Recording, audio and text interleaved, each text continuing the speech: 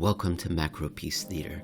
In the role of Alistair Cook, I'm Emil Kalinowski, and let me introduce today's story to you. It comes to us from George Friedman, the head of Geopolitical Futures, the longtime geopolitical strategist, multi-book author, and today he writes to us about China. And the article that we're going to be reading out is called China's Economic Crisis and Its Foreign Policy. It was posted on the 5th of October at Geopolitical Futures, and it's very interesting that people that I read who don't run in the same circles and are interested in different fields of study have since about August been writing a lot about China. And here we go again. George Friedman, Geopolitics, he's writing about China, China's economy. It's top of mind. Maybe they're all picking something up. Let's find out. China has reached a critical point that many countries often reach, and that, however painful, is cleansing in the long term. Consider what happened to the mighty United States during the Great Depression. Tragic though it was, it cleared the way for a new economic and social model. The crisis started through optimism. A new economic dynamic emerged that was so successful it created the illusion that it was eternal. Eternity bred recklessness, and thus created massive imbalances. The economy reached the limits of one model, and then passed through the crucible that led to the emergence of a new one. Such crises tend to belie the underlying social and political problems at work. The cycle works like this. A great deal of wealth is lost by people who nevertheless remain wealthy. Much less is lost by the lower classes, but their loss is existential. The lower classes, we learn, need to be cushioned. The political system must assure social and political stability while at the same time managing capital allocation. As it manages capital, it appears to favor the rich, thereby increasing unrest. The New Deal generated a massive populist movement demanding that the rich be soaked. The upper and upper middle classes see such programs as a violation of their principles and interests. In the U.S., it is not clear what would have happened had World War II not generated state-driven industrialism and thus ended unemployment. China is in the midst of a systemic failure based on the increasingly irrational allocation of capital driven by market forces and state policy. It now faces an extended period in which the economy is shaped less by markets than by the state, and the state, which should be making long-term decisions regardless of short-term pain, understands that maintaining a society leads to demands that it function in a different time frame. Chinese President Xi Jinping isn't kidding when he focuses on a share the wealth policy. This will affect the entire world. After all, the Great Depression didn't just ruin Americans.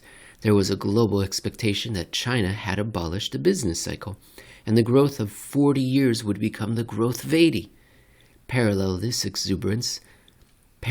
this exuberance was the belief that China was emerging as the dominant global power, building a global system based on investment and confronting the United States via its vast technological capabilities. The key to China's global strategy was to invest money in a wide range of countries, sometimes lending to states, sometimes to influential individuals and corporations.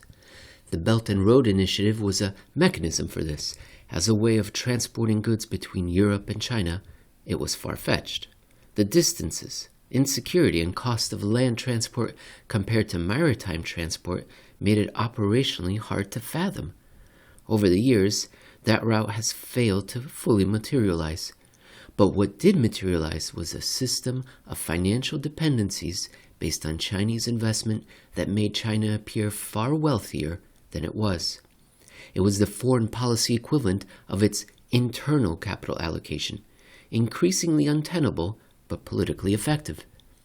Money does buy friends, but loans generally need to be repaid, and many recipient countries are so indebted to China that they are having a hard time getting square.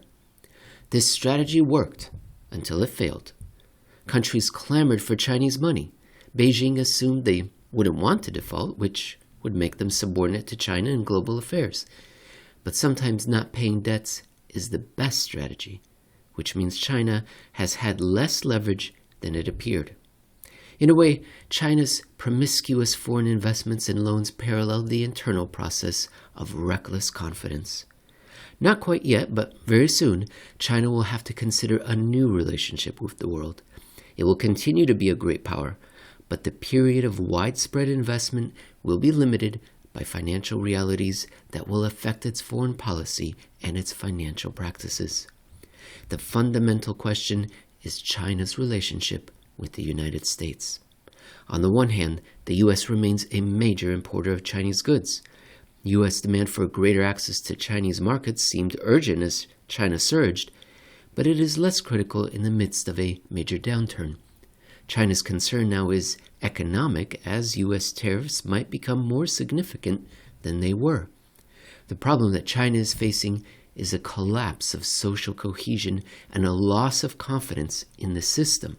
Inequality without hope is dangerous, which is why the current crisis opened with a massive assault by the state on wealthy tech entrepreneurs. The Communist Party of China wants to mitigate the damage of what it undoubtedly saw coming. Nothing is more stabilizing than the wealthy brought low. Also potentially stabilizing is a national emergency, in which a state appears to be successful in saving the nation and compares its success to economic failure. This is not an uncommon strategy for staggering nations. Germany used this strategy in World War II, at once unifying the country and opening the door to wealth through victory. But the German example shows the problem with this strategy. If war brings misery as well as defeat, then what good was the strategy? For the United States in World War II, this strategy energized the economy and triggered a massive new cycle of growth. It's not an accident, then, that China chose to send fighter planes into Taiwanese air defense zones this weekend. Obviously, if you are planning an invasion, you don't telegraph your hand. You strive for secrecy. But if you're trying to make it appear that, regardless of economic problems, you remain a great power, this is a useful approach.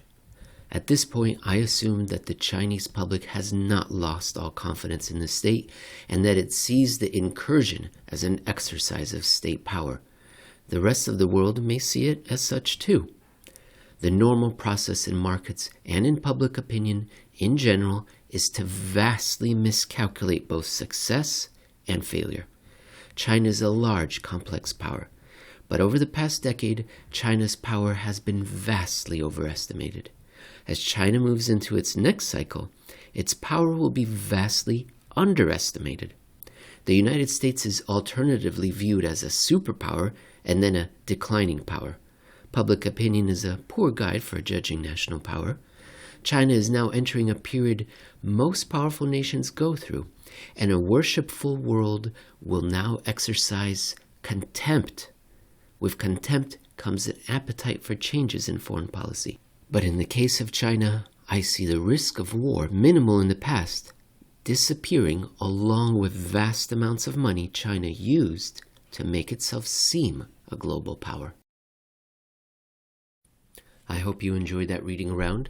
George Friedman is the head of Geopolitical Futures. You can find that on the web, geopoliticalfutures.com. On Twitter, you can find the company at GP Futures.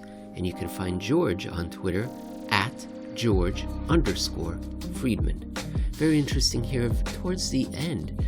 One of the best books I've read in the last 12 years was Friedman's The Next 100 Years, which was written in 2009, in which he predicted what will happen over the next century, which is, of course, preposterous, unless you're a geopolitical strategist who believes that geography constrains what nations can do, and therefore what will happen over the next 100 years is somewhat similar to what has happened before, because the geography doesn't change. And the point being, so far the predictions have all come true, but in the book he said he didn't think very much of China. He predicted this would happen, that it would become overwrought, a little bit like Japan in the 80s, right? And in the 90s. And then it would enter a period of economic decline. But in the book, he expected that China would go through what it typically does, in its very long history of internal disintegration. That the outer lands, the outer rim would separate from the core. But here he's saying that now China may become underestimated going forward. And I completely agree with him regarding that this is a natural process of what countries go through. It's just, how do they handle it? Can they absorb the difficulties? Well, democracies can, because they react to the people. And then autocracies as well, because they don't react. So, we shall see. What else can I tell you? Well, that's it. I hope you enjoy the rest of your day. I'll talk to you soon.